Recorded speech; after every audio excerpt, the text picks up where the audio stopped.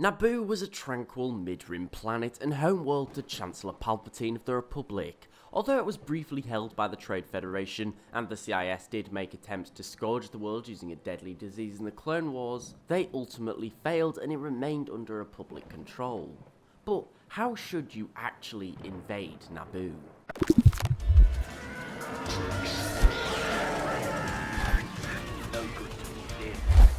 Well, firstly, you need to understand that Naboo isn't a strategic world per se. It's along certain hyperspace lanes, but it's not particularly wealthy in resources that would help anyone's war effort. For this reason, your objective here is purely symbolic. You need to break the world of Naboo under the might of the CIS. And for this reason, it's going to make the invasion far more difficult and slightly different from other ones. You've been tasked with making a statement by seizing the world for the CIS, so where do you begin? Well, Naboo isn't actually very difficult to invade, not being a military target. The Trade Federation brought it to its knees under just a blockade and a detachment of droids. However, that was before the war had begun, so we are going to say that Naboo is bolstered by a legion or so of clones, as well as an improved Naboo guard. However, since it's not a strategic stronghold, there wouldn't be an active fleet, which is going to make your attack far easier.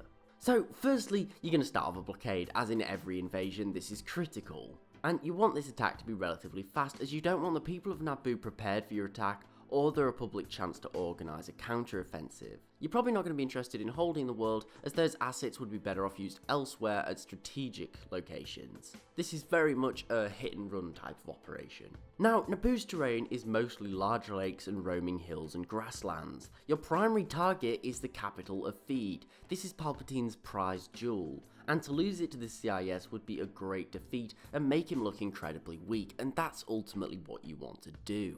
With the relatively flat terrain, you will likely attack in a similar way that the Trade Federation did in our timeline, using hover tanks as a primary source of armoured support, and transports to move your troops as quickly as possible to the destination. Now, I highly doubt the Republic would attempt to engage you in open terrain. Since Naboo was very limited in its military might, they would lack artillery and tanks for this. So it's likely the Republic and Naboo forces will garrison at Feed. So naturally, you're gonna lay siege. Now, Feed is in some ways a fortress, built on a hill surrounded by walls and featuring a hangar with its own squadron of fighters. And that's before you consider all of the additional firepower that the clones are gonna bring. And although the Republic will be severely outgunned, they do have one trump card. After the last invasion, Amidala installed a device that would emit an EMP blast, disabling all machines in the vicinity of the city. Everything aside from those inside the palace. This includes your droids and their weapons, so even if you can storm through the gates, which you probably could, your army would just be shut down and quickly countered by Republic troops leaving the palace. And although you could potentially just swamp them with droids, that's not really a good idea. Remember, Naboo is just a symbolic victory, you can't afford to waste resources here. For this reason, I'd recommend using stealth units such as commando droids disguised as clones to infiltrate the city. Once inside and close enough to the palace, they will sabotage the pulse emitters. Now, by getting inside the city and ambushing them from the inside, it will put them at a significant disadvantage. If they use the emitter, it will destroy your droids, but it will also cripple the clones stationed around the city's equipment. Not only this, but once it's used, it'll have a long cooldown period, so your main force can storm the city from here. It'll likely fall in no time, due to your far superior firepower. Now, you've taken Feed, and this is great. You may want to hold the city or just raze it to the ground. After all, it's not really worth much to you aside from a bargaining chip. And raising the city would be the ultimate insult to Palpatine. So the choice is yours. However, you're not done yet. You still have to contend with the Gungans. As we've seen before, the Gungans should not be underestimated. They're a military force and would likely come to the aid of their human allies. For this reason, you need to hit them first.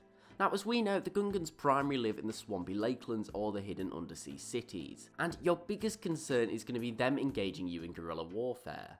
Remember, they're very well adapted to this world, and could greatly hinder your invasion and use a lot more resources that are needed elsewhere. Now, for the known cities, such as Janguar, you would likely assault it using amphibious units such as NR-N99 Persuader class tank droids and dwarf spider droids. Most of the Gungan cities' primary design was to be hidden from humans, therefore an attack from the water itself was somewhat rare. meaning you should be able to clear some of these cities and strongholds out pretty quickly, as in an open fight, you will defeat the Gungans. Now, there's still going to be considerable resistance, particularly from the hidden Gungan cities, that would likely act as final strongholds and holdouts.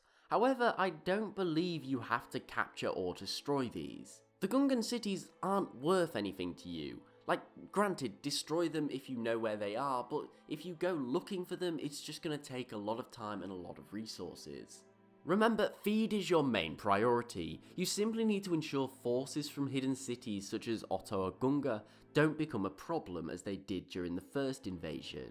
Now, as I previously said, you don't want to be wasting resources on this campaign, therefore launching a nautical attack with specialised droids and vehicles is simply out of the question. It would be far too expensive to do this just to destroy the home of some lesser known species of alien. Plus, it would take ages to find the city in Naboo's vast ocean. For this reason, I simply suggest that you make their lives as difficult as possible. Bombing runs over the oceans and lakes known to be in the vicinity of these cities, dropping depth charges that sink deep into the ocean before exploding would make moving transports and people in and out of these cities almost impossible, and would likely rile up the local wildlife, making life even harder for the residents of Gungan cities. See it as somewhat of an underwater blitzkrieg. Now, as soon as you've captured and likely raised feed and other key locations, you can now simply withdraw. Naboo is almost worthless to you. It's not worth the troops or ships trying to hold it from the Republic invasion, or guerrilla movements that will definitely pop up. After inflicting total carnage on the world, your task is done.